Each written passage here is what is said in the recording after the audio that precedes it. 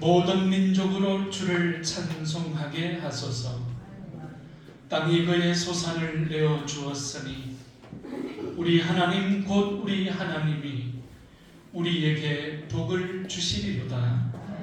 하나님은 영이시니 예배하는 자가 영과 진리로 예배할지니라. 아멘. 부활의 주님, 오늘이 거룩한 주일 아침, 부활의 아침 주의 전에 이르러 죽음을 생명으로 바꾸시고 절망을 희망으로 바꾸시며 어두움을 빛으로 바꾸신 부활의 주님을 경배케 하시니 감사합니다. 주의 성령으로 임재하시어 홀로 예배 받으시옵소서. 주의 나라가 우리 가운데 풍성하게 하시고 영원히 목마르지 아니하도록 생수의 근원이신 예수 그리스도께서 오늘 이 시간 돈 없이 값 없이와 영생의 우물을 마시게 하옵소서. 부활하신 예수 그리스도의 이름으로 기원하옵나이다. 아멘.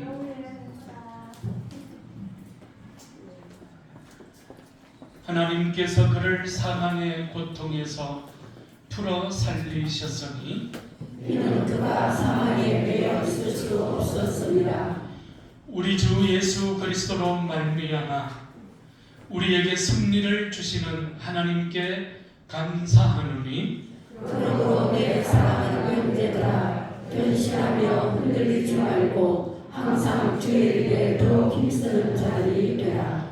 이 말을 할 때에 예수께서 친히 그들 가운데 서서 이러시되 너희에게 평강이 있을지어다 하시니 그들이 놀라고 두려워하며 그 보는 것을 역으로 생각하는 자. 예수께서 이르시되 어찌하여 두려워하며 어찌하여 마음에 의심이 일어나느냐. 내 손과 발을 보고 나인 줄 알라. 또 나를 만져보라. 영은 살과 뼈가 없어되 너희 보는 바와 같이 나는 있느니라. 그러나 이제 그리스도께서 죽은 자 가운데서 다시 살아나사 잠자는 자들의 첫 열매가 되셨도다. 예수께서 이르시되 나는 부활이요 생명이니 나를 믿는 자는 죽어도 살리겠고 무릇 살아서 나를 믿는 자는 영원히 죽지 아니하리니 이것을 내가 믿느냐. 이르되 주여 그러하외다. 주는 그리스도시요 세상에 오시는 하나님의 아들이신 줄 내가 믿나이다. 아멘. 이제 하나님 앞에 우리의 죄와 허물을 묵묵히 고백합시다.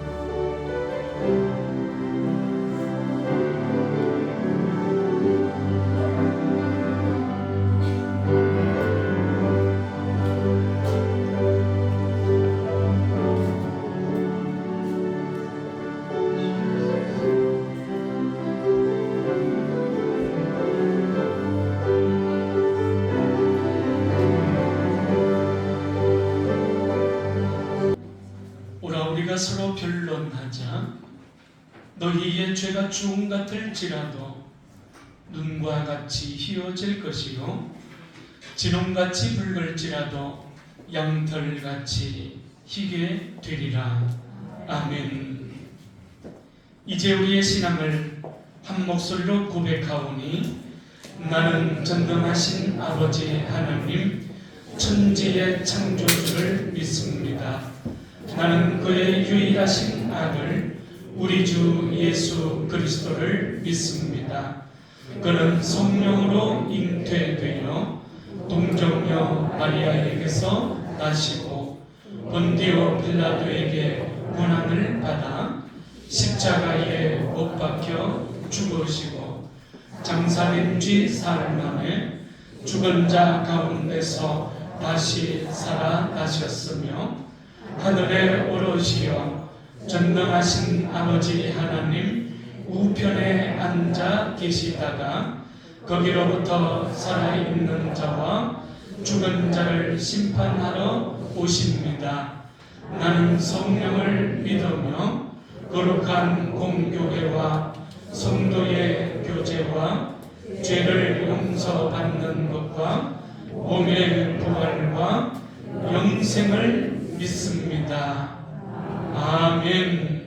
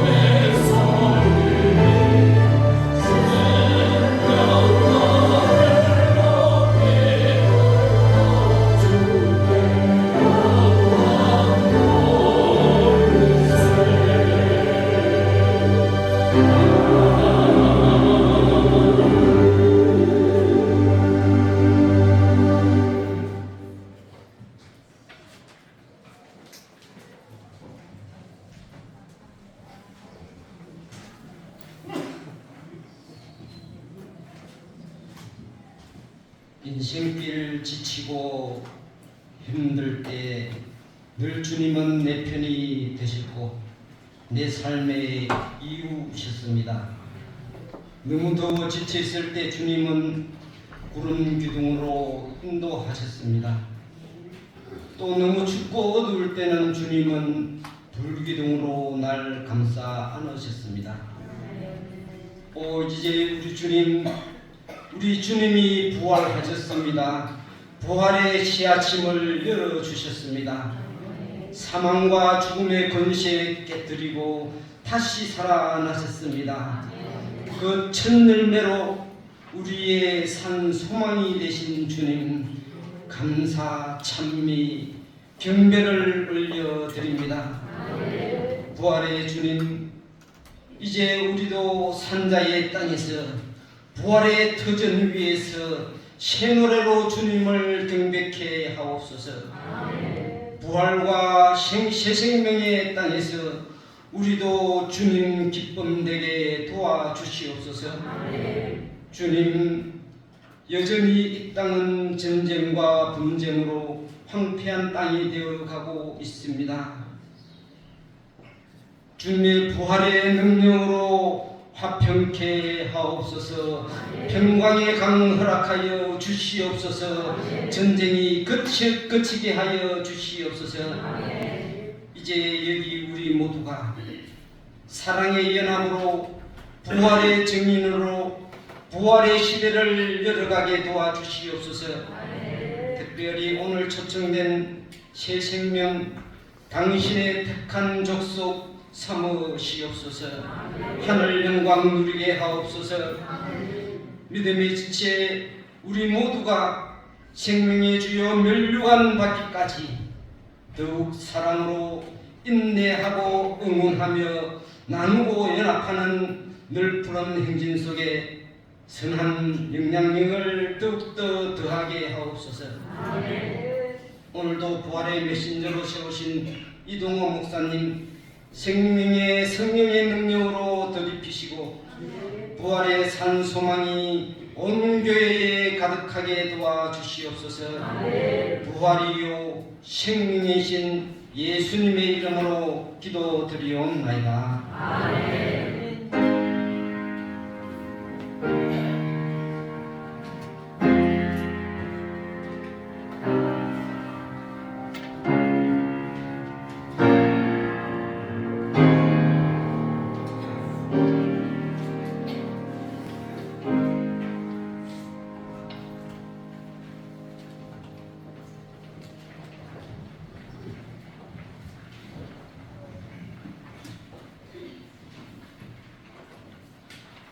안식 후 첫날 새벽에 이 여자들이 준비한 향품을 가지고 무덤에 들어가니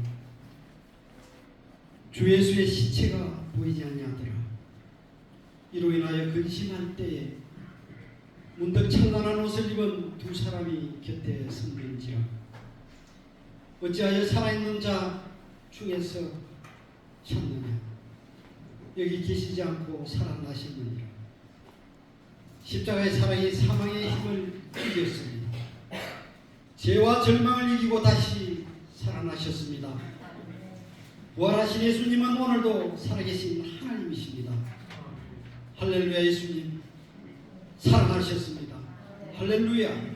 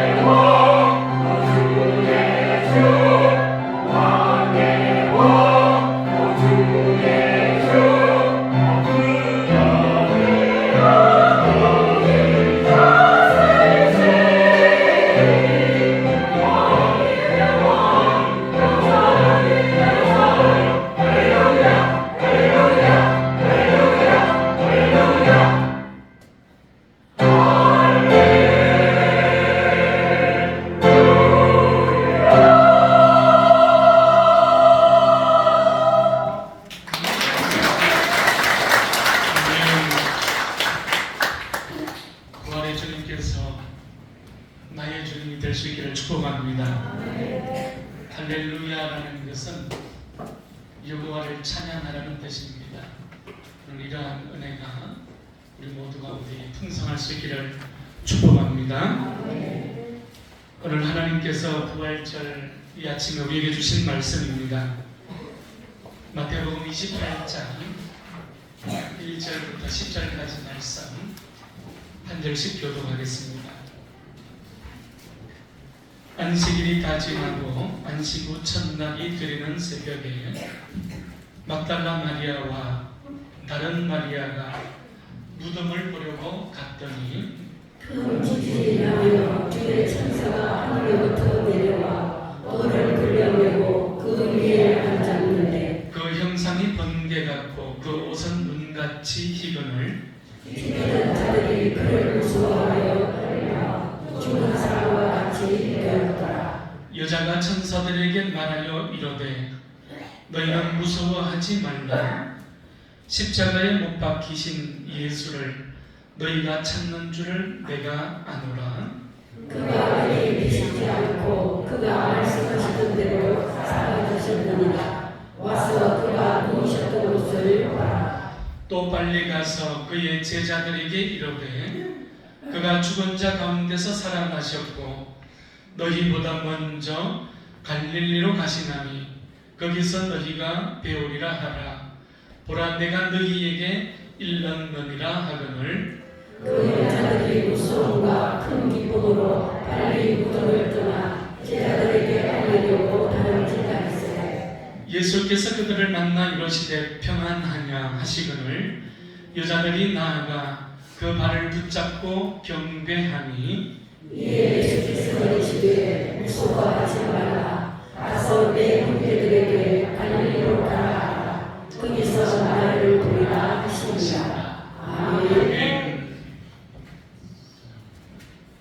오늘 하늘과 땅이 맞닿은 바로 이 예배의 현장이 부활의 생명으로 충만한 거룩한 예배의 현장이 될 수 있기를 축복합니다. 한 소년이 고향을 떠나서 이제 더 넓은 세상으로 나아가서 자신의 꿈을 펼치고 싶어 했습니다. 그래서 그 마을에 가장 존경받는 현자를 찾아갔어요. 그리고 자신의 인생을 위한 조언을 해달라고 요청을 합니다. 현자는 아무런 말 없이 그저 묵묵히 세 글자를 기록해서 이 소년에게 전해줍니다. 그것은 불요파였습니다. 그러니까 두려워할 파자를 써서 두려워하지 말아라 라는 세 글자이죠. 그러면서 현자는 이렇게 말합니다. 인생의 비결은 딱 6글자에 있단다. 오늘 세 글자를 너희에게 주었으니 내 인생의 절반을 살고 그 이후에 다시 찾아와라. 이렇게 조언을 해줍니다. 세월이 흘렀고요. 이 소년은 이제 중년이 되었습니다. 다시 고향으로 돌아와서 현자를 찾아가 자신의 인생의 나머지 세 글자를 확인하고 싶어 했습니다. 그런데 현자는 이미 죽어 있고요. 그 아들이 편지 한 통을 대신하여서 이 소년이었던 중년에게 건네줍니다. 편지에는 또 다른 세 글자가 기록되어져 있었습니다. 후회하지 말라라는 뜻을 가진 불효회라는 세 글자였습니다. 이 뉘우칠 회자였던 것이죠. 독일의 칼스루에 대학의 한병철 교수가 있습니다. 이 교수는요, 현대 사회를 진단하는 데 있어서 우울증이 지배하는 피로 사회라고 현대 사회를 진단하였어요. 피로 사회는 자기 착취의 사회다. 피로 사회에서 현대인은 피해자인 동시에 가해자라고 한병철 교수는 정의를 이 한 교수는 현대인들은 다른 사람들보다 더 효율적인 것들을 늘 고민한다는 거예요. 어떻게 하면 다른 사람들보다 더 빨리, 더 많은 성과를 낼 수 있을까? 끊임없이 고민하고 생각하다 보니 자기 착취라는 것에 함몰되어서 자신의 인생을 살아가고 있다는 것을 발견하게 됩니다. 결국에는 자기 자신이 망가질 때까지 자발적으로 자신의 인생을 괴롭히고 자발적으로 자기 자신의 삶을 착취하며 살아가는 그런 인생의 모습을 꼬집고 있습니다. 현대인들의 삶의 특징이라고 본 것이죠. 여러분, 실제로 미래라는 것은요, 그 누구도 걸어가보지 않았기 때문에 불안한 미래이죠. 내일이라는 시간은 불투명합니다. 불투명하니까 모르니까 두렵습니다. 그래서 어떤 사람들은 끊임없이 자기를 괴롭히고 자기 착취를 통해서 스스로 가해자의 인생을 선택하며 살아가는 겁니다. 어쩌면 불효파의 인생을 살아가는, 두려워하지 말라는 정신으로 살아가는 모습이 될 것입니다. 또 누군가는 이 불효회의 정신으로 하루하루 한 날을 살아갑니다. 신비한 용어 중에 보면요, 윤형번능이라는 단어가 있습니다. 알프스 산에서 한 사람이 등산을 하다가 그만 길을 잃고 조난을 당하였어요. 이 조난당한 사람이 무려 13일 만에 구조를 받았습니다. 이 조난당한 사람은 얼음산을 방황하다가 내가 졸면 동사한다는 사실을 깨닫고 두려움 가운데에서 죽지 않으려고 필사적으로 그는 걷고 또 걸었답니다. 이 구조대가 이 사람이 걸어온 13일의 모든 일정들, 여정들을 살펴봤더니 알프스산 전체를 도는 것이 아니라 6km 반경을 맴돌고 있었다는 것을 발견하게 되었어요. 이 조난당한 사람에게 물어봤더니 이 사람은 이 얼음산에서 탈출하기 위하여 앞만 보고 필사적으로 걸어갔다는 거예요. 그런데 결국 한 자리에서 맴돌고 있었던 것이죠. 이런 현상을 윤형번능이라고 심리학에서는 말하고 있습니다. 여러분, 누군가는 매일 아침 떠오르는 태양을 보면서 어제의 아침이 아니라 오늘의 아침을 바라보며 그 가슴이 뛰기도 합니다. 또 누군가는 푸른 하늘, 푸른 창공을 바라보면서 긍정적인 힘으로 자신을 다시금 일으켜 세우며 살아가기도 합니다.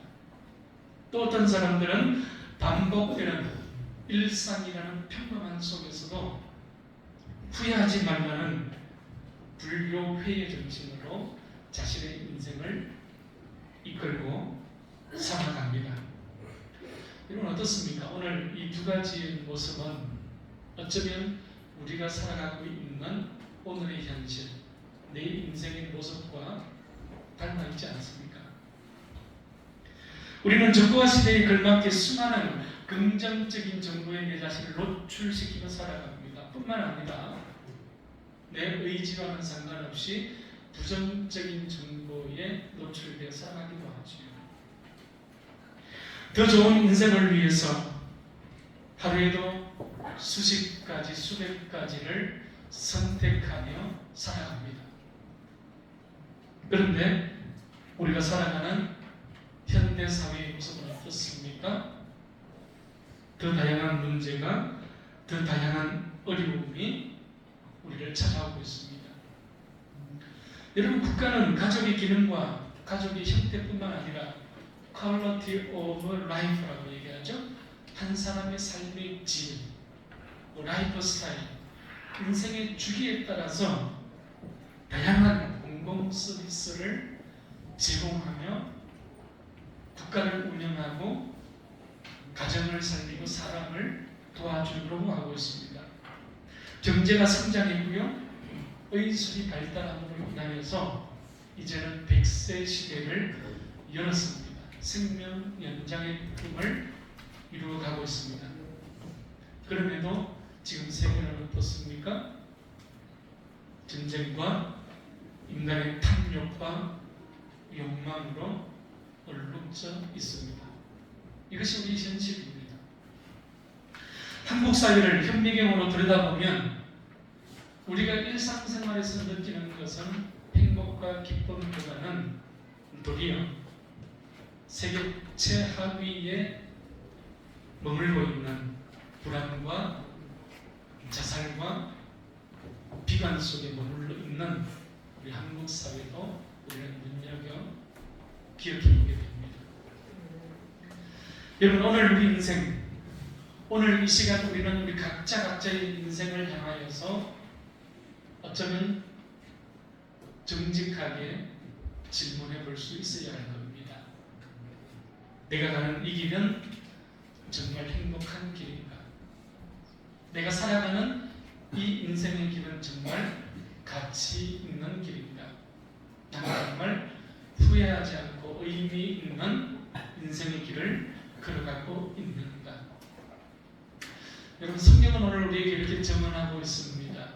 인생의 유일한 희망은 오직 부활하신 예수 그리스도입니다. 할렐루야. 여러분, 예수님이 시작과 마지막이기 때문입니다. 예수님이 알파와 오메가이기 때문이죠. 예수님께서 세상에 주어진 우리 각자에게 주어진 복음이요 희망이기 때문입니다. 그래서 성경은 복 있는 사람은 여호와의 말씀을 주야로 묵상하는 자라고 우리에게 정의 내리고 있습니다. 여러분, 그래서 다윗이라는 사람은 하나님을 예배하고 하나님을 찬양하는 일에 날마다 말씀으로 자신의 삶에 등불을 밝히며 살아가는 믿음의 발걸음에 소극적인 삶을 살아가지 않았어요. 언제나 예배를 즐거워했습니다. 적극적으로 즐거워하는 삶을 살아갔습니다. 하나님의 인생의 방향이 되고 하나님이 내 인생의 길이 되고 하나님이 내 인생에 꺼지지 않는 등불이 되는 삶, 바로 그런 삶을 소망했고 바로 그런 삶을 살아갔던 사람이 다윗이라는 인물이었습니다. 저는 오늘 우리 모두가 다윗처럼 하나님이 길이 되는 인생, 부활하신 예수님으로 인하여 복음의 등불, 생명의 등불이 꺼지지 않는 거룩한 성도, 거룩한 교회가 될 수 있기를 축원합니다. 여러분, 예수님은 지난주 금요일이죠. 순환을 통한 십자가에 못 박혀 운명하였습니다. 오늘 1절 말씀을 보니까 안식 후 첫날 새벽에 막달라 마리아와 또 다른 마리아가 무덤에 있는 예수님의 시체를 찾아갔어요. 마태복음이 아닌 누가복음으로 가보게 되면 이 여인들이 무덤을 찾아간 이유는 예수의 시체의 향품을 바르고자 무덤으로 이런 새벽 시간에 찾아갔다고 기록해주고 있습니다. 이 여인들은 갈릴리에서부터 예루살렘에 이르기까지 예수님을 따랐던 여인들이었습니다. 지금 십자가의 죽음 앞에서 그리고 마지막 무덤의 자리까지 예수님과 함께 했던 사람들은 예수님의 기적을 체험하고 예수님의 말씀을 들었던 12 제자들이 아니라 바로 여인들이었다고 성경은 우리에게 기록해주고 있어요. 가장 먼저 예수님의 무덤을 찾아갔고요, 가장 나중까지 예수님을 사랑했던 여인들이었습니다. 여러분, 제자들은 어디 갔습니까? 지난 겟세마네 기도의 동산에서 하나같이 예수님을 배신했습니다. 모두가 다 예수님을 버리고 도망갔습니다. 여러분, 당시 유대인들의 무덤은요, 동굴을 파서 만든 돌무덤이었습니다. 장례가 끝나면 무덤 입구를 큰 돌로 막아두었어요.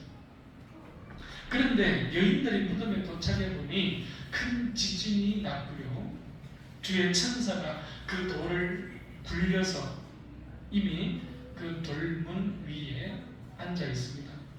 오늘 6절 말씀을 보니까 여인들은 천사로부터 예수님께서 부활하셨다는 소식을 가장 먼저 듣습니다.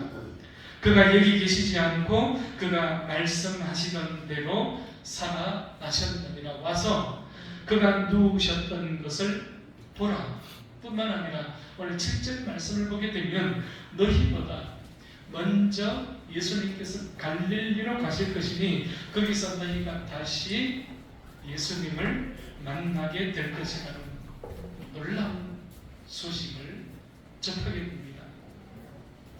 여러분, 예수님의 제자인 베드로와 야고보와 요한은 어떤 사람들이었습니까?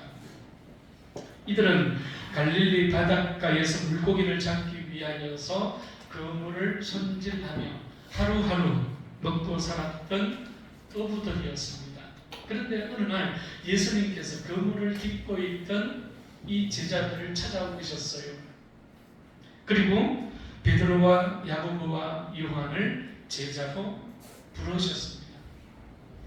이 부름의 현장 속에서 성경을 보게 되면 예수님께서 베드로를 부르실 때, 예수님께서 제자들을 부르실 때 배와 아버지를 버려두고 그물을 생업을 포기하고 머뭇거리지 아니하고 즉시로 곧 예수를 따랐다고 성경은 우리에게 기록해주고 있습니다.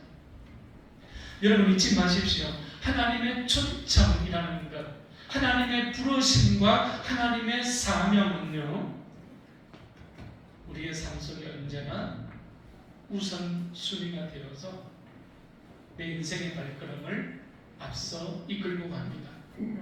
이런 의미에서 사명이라는 것은요, 하나님의 부름이라는 것은요, 무엇과도 바꿀 수 없는 성격을 가지고 있습니다.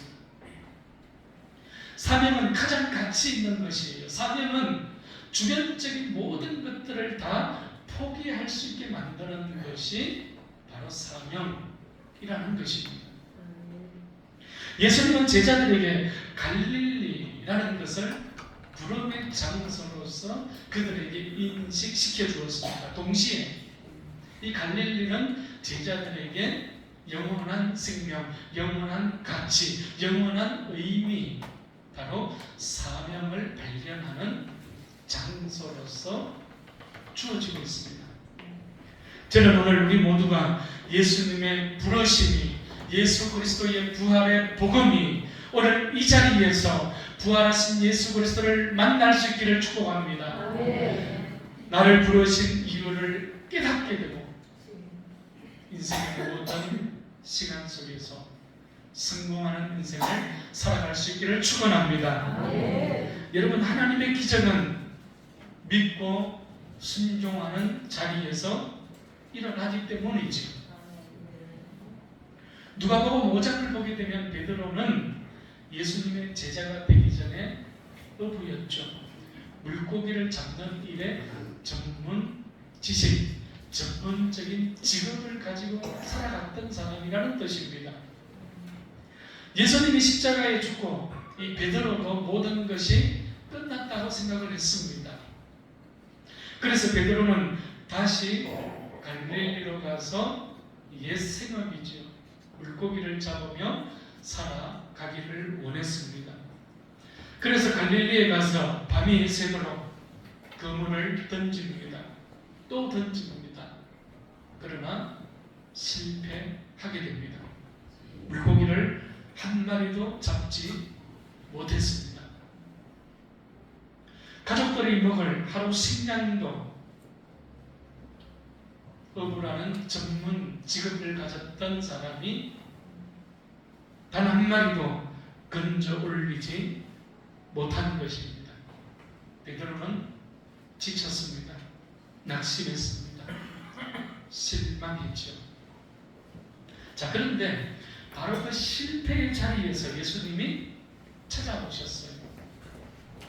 깊은 데로 가서 그물을 내려 고기를 잡아라. 베드로는 예수님의 말씀을 붙잡았습니다. 예수님의 말씀을 믿었어요. 그리고 예수님의 말씀을 순종하기로 결정합니다. 베드로는 이렇게 말하죠. 우리가 밤이 새도록 수고하였으되 잡은 것이 없지만은 말씀에 의지하여 그물을 내리겠습니다. 자, 그렇게 하였더니 고기를 잡은 것이 얼마나 많았는지 심히 많아 그물이 찢어지는지라. 믿고 순종하는 자리에 기적이 찾아왔습니다. 여러분, 중요한 것은 여기에요.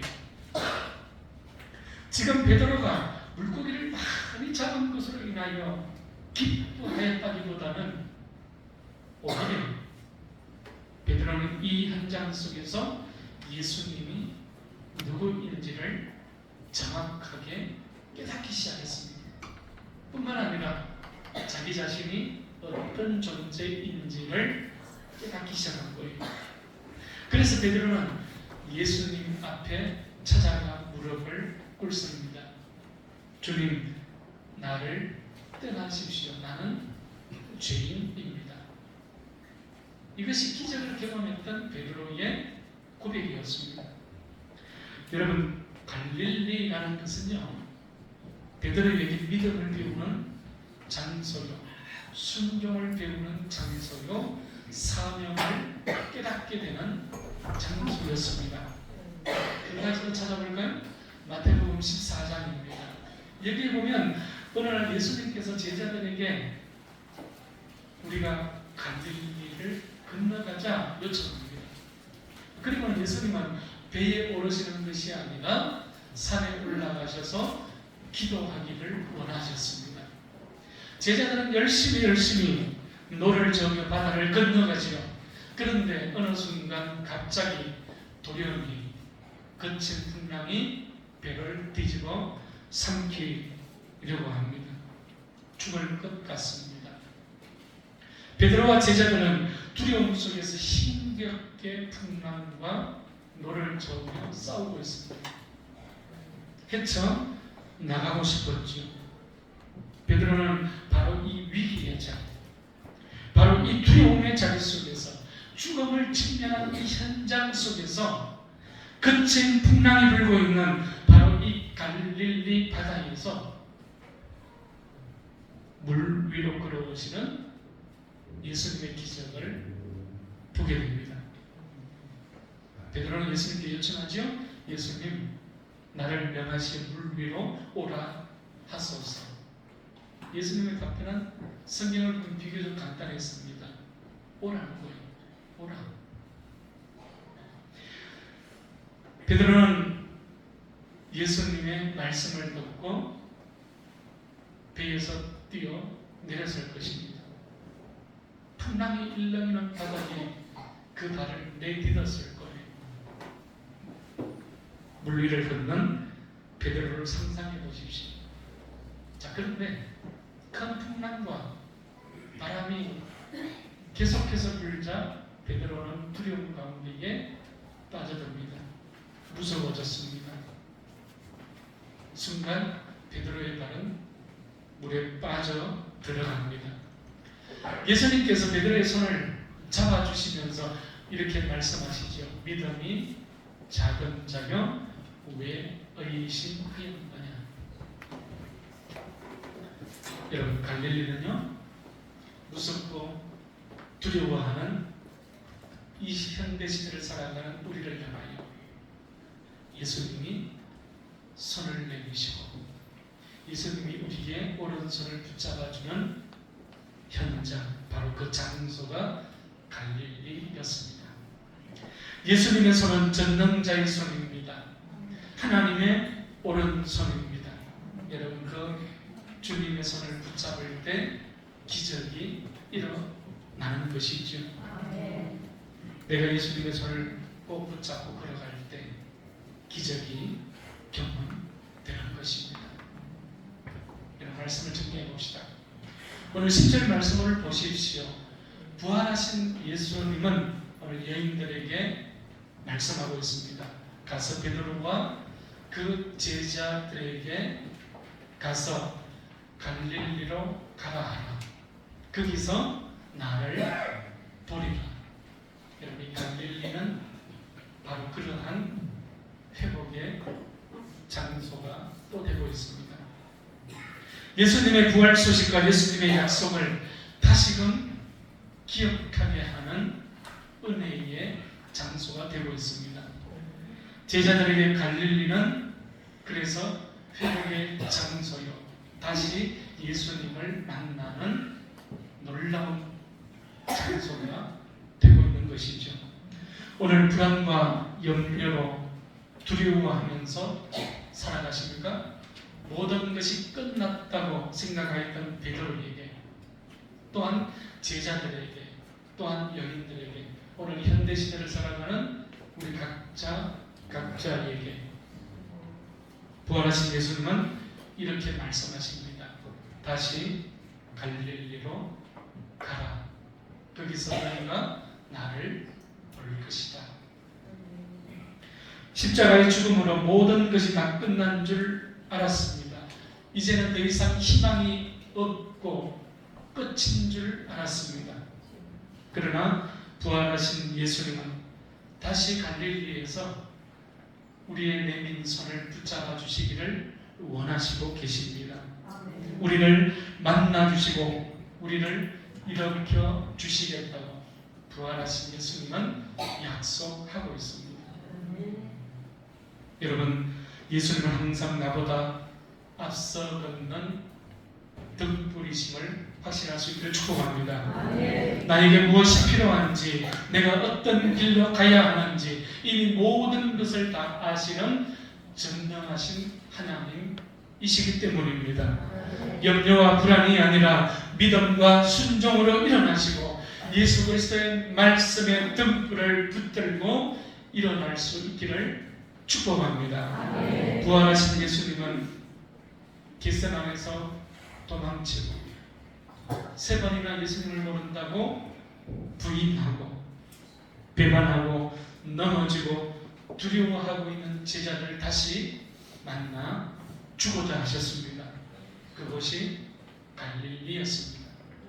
그래서 갈릴리는 잃어버린 희망, 잃어버린 은혜, 잃어버린 생명, 잃어버린 삶의 의미와 삶의 가치를 회복하는 부르심의 장소입니다.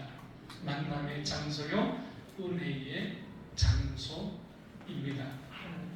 오늘 이 시간 우리 모두가 죽음의 권세를 이기시고 부활하신 예수 그리스도를 만날 수 있기를 축복합니다. 그래서 내 인생길에 막혀있던 돌문이 불려져 옮겨지고 거친 풍랑은 잔잔해지고 베드로처럼 물 위를 건넌 불가능의 기적이 우리의 삶 속에서 오늘 이곳 넓은 교회 위에 풍성하게 개봉되는 놀라운 부활의 인생, 부활의 생명을 살아가는 우리 모두가 될 수 있기를 축원합니다.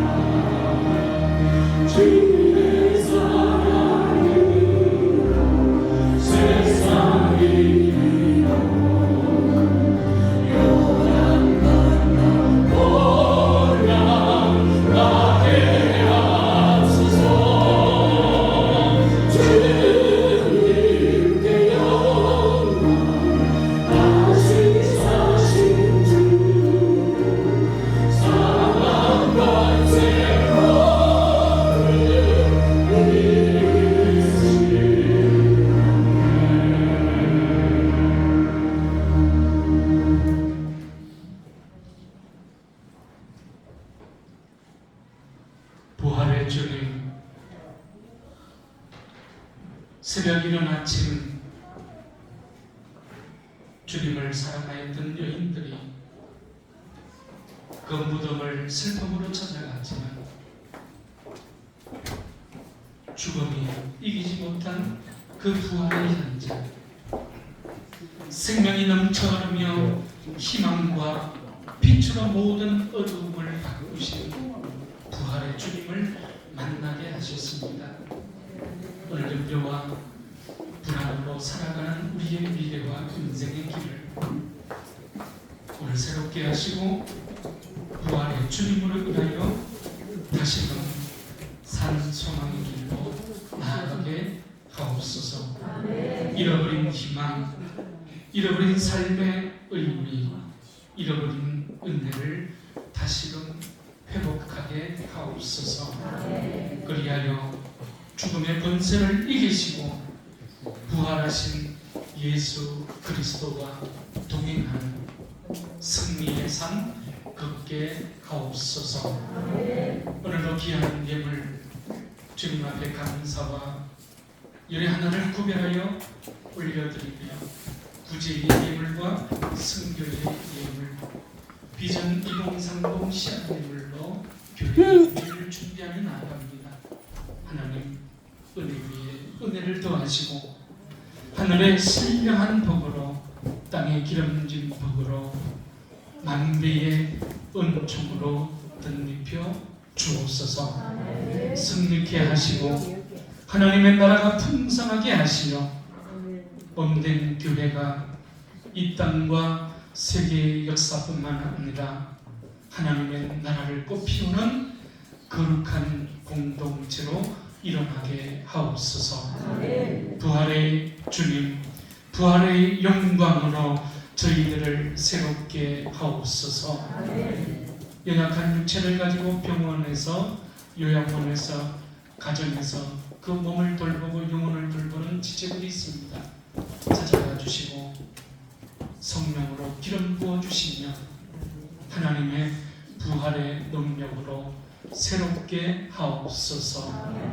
해외에 있는 권속들, 군복무 가운데 있는 아들들에게 동일한 은혜로 이끌어 주옵소서. 승리케 하옵소서. 예수님 이름으로 기도합니다.